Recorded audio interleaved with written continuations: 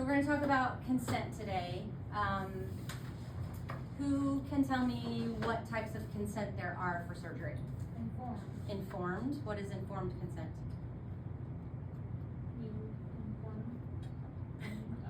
inform. You inform who? Our patient. Who informs them? The surgeon. The surgeon, correct. Written. Written, Implied, verbal, implied. What is implied in consent? when the person can't give consent for themselves, so. Good, good. Okay, so who is it that puts the perimeters around consent? Like, what authorizing agency tells us that we need consent and what the consent has to contain? Anybody remember that? The law, the HIPAA. Well, HIPAA has more to do with us not talking about things, Oh. but, so, remember, we've talked before about Joint Commission? Oh, yeah. So Joint Commission is actually, the organization that says that, consent is a patient requirement, and any idea what else needs to be contained in the consent? Signature? Witnesses? Signature, witnesses, what kind of information needs to be contained in consent? The procedure? The procedure, the risks, The, Benefits. who was participating benefits, in that? what'd you say, Don? The, like, OR staff in the procedure? That doesn't necessarily go on the consent, that would be on the surgical record. That's why anytime that, like, I come in the OR, I always write down, remember how, before you guys actually did clinicals, I would come in with you for things and I would give the circulator your names on a piece of paper so that they could add those into anyone who walks in or out of the room has to be on the surgical record for legal reasons, obviously, so.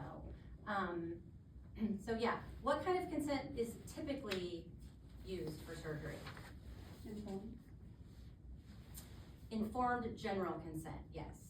So, informed consent basically tells us that, the patient is agreeing and giving permission for the physician and the surgical staff to, do whatever procedure it is that they are going to have done.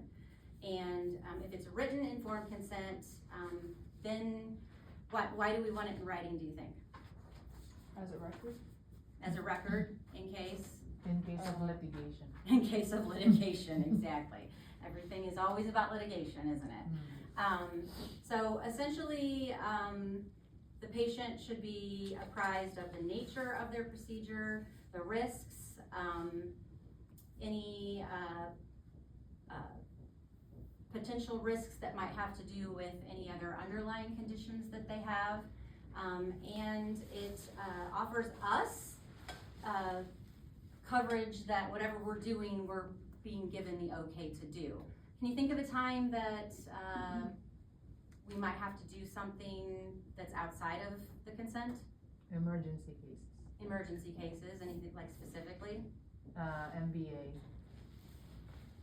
Motor vehicle accident. Right, well, that would be a whole different, kind of consent. But I'm talking about, let's say we have a consented patient to have a, What about whatever happened the other day when that patient coded? what happened when the patient coded? Well, I'm sure he probably Resuscitate. didn't know that he was gonna be like Recall, resuscitated. Unless they have a DNR. Yeah, Yeah, DNR. right, well, yeah, and remember what we said about DNRs in the OR? Really good point. DNRs pretty much they don't apply in the OR. We will do whatever we need to do to keep the patient alive and get them out of the OR. So if we were doing a lap chole, let's say, and you were consented for a lap chole, and you would probably be consented with what? Possible cholangiogram. So all that's covered. Let's say that we were doing the cholangiogram. What's the common bile duct attached to? What does it drain into? Duodenum. Yeah, so let's say we're doing that cholangiogram and maybe they stuck the cholangiogram forward too far down and hit the duodenum, then what are we gonna need to do? Duodenectomy. Well, we wouldn't wanna take it out, right? Because you kinda need your duodenum for the stuff from your stomach to drain into the rest of your Don't take it out intestines, yet. but we would probably have to repair it, right?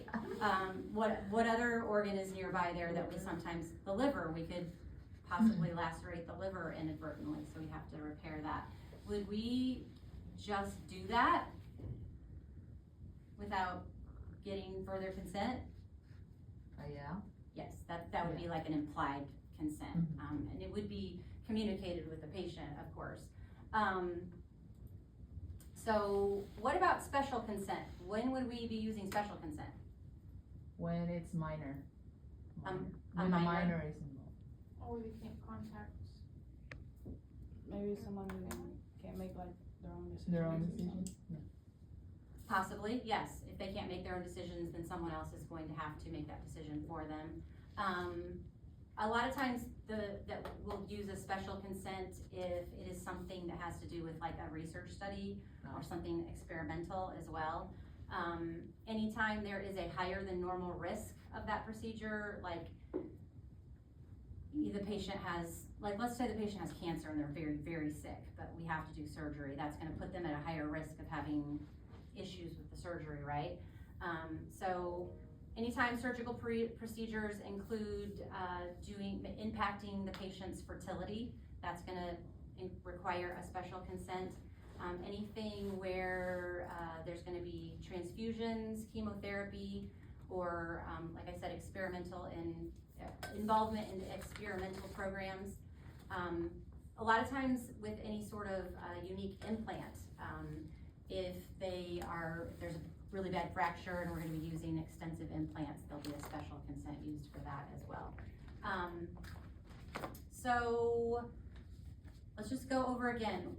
You guys each have a copy of a consent there. We're gonna have the patient's name, right?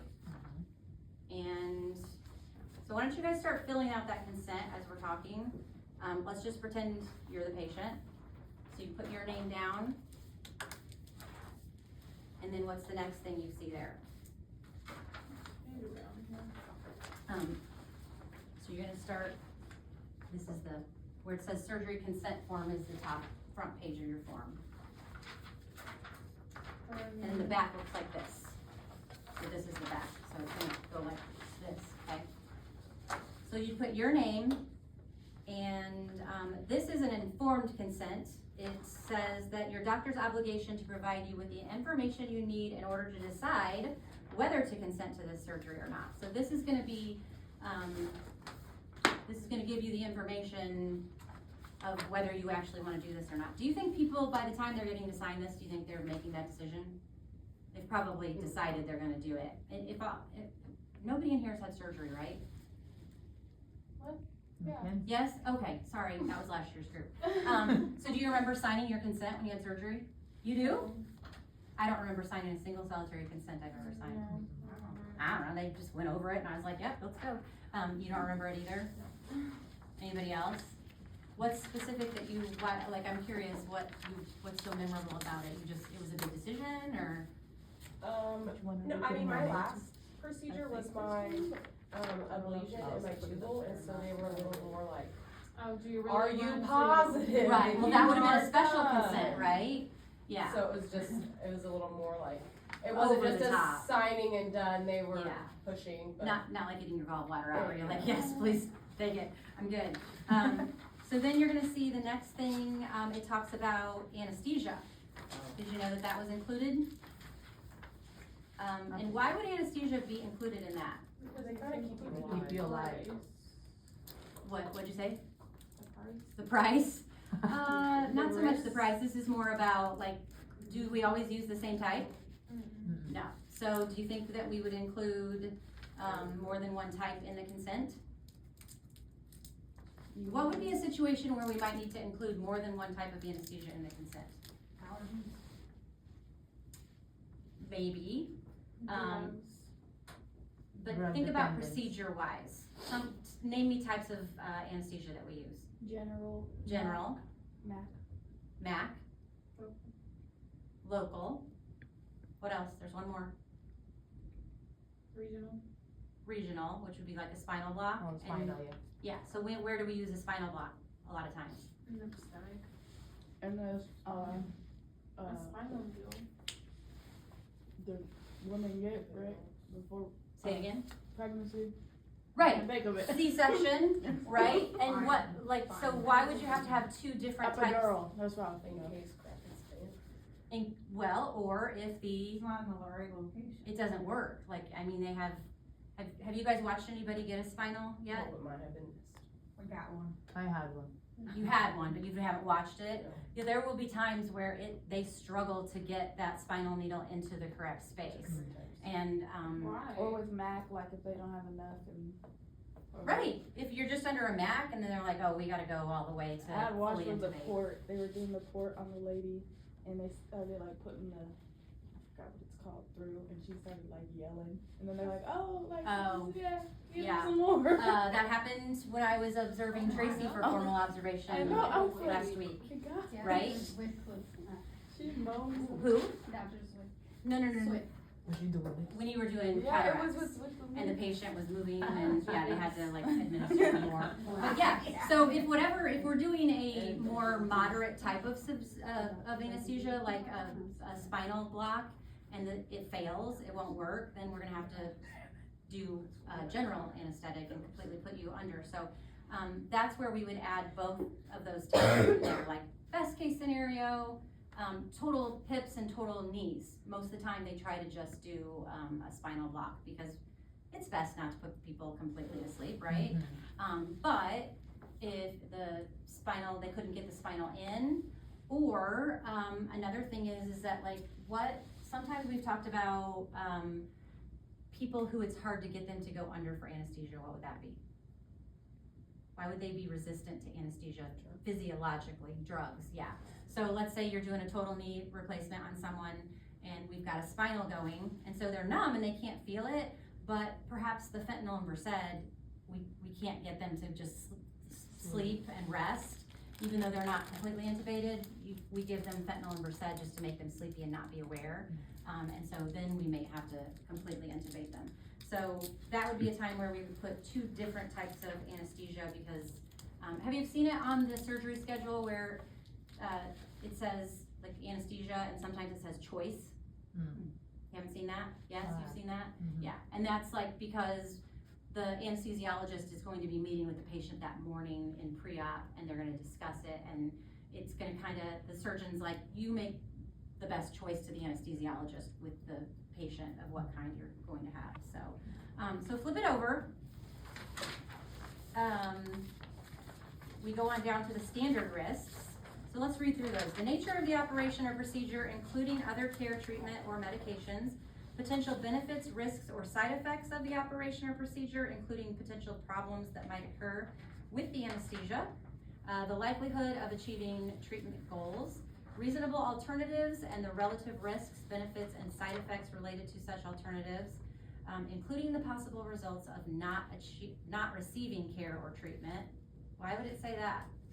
Something happens and they can't do what they were going to do. What might happen that we couldn't do the surgery?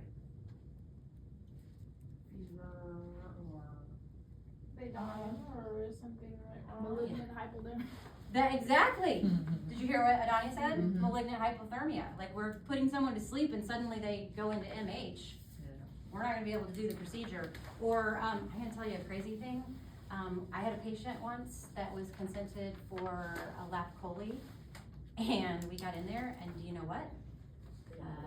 They didn't have. It had already been taken out. And the patient didn't understand what they had done previously, and they were still having some sort of pain. And now I know, right? So obviously we can't take out a gallbladder that doesn't exist. It's already gone.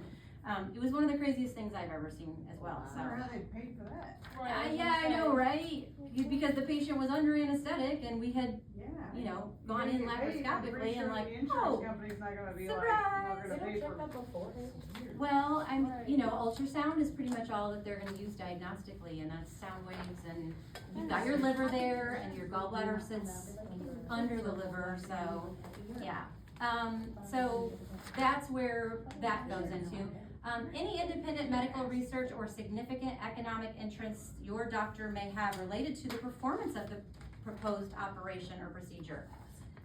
What does that make you think of? Any independent medical research. You remember last semester and we watched the Bleeding Edge? Oh, Lord. Yeah. For new The- products. Yeah, new products, and surgeons sometimes do get kickbacks for that. Okay, so, what would be, additional, let's just say we're doing,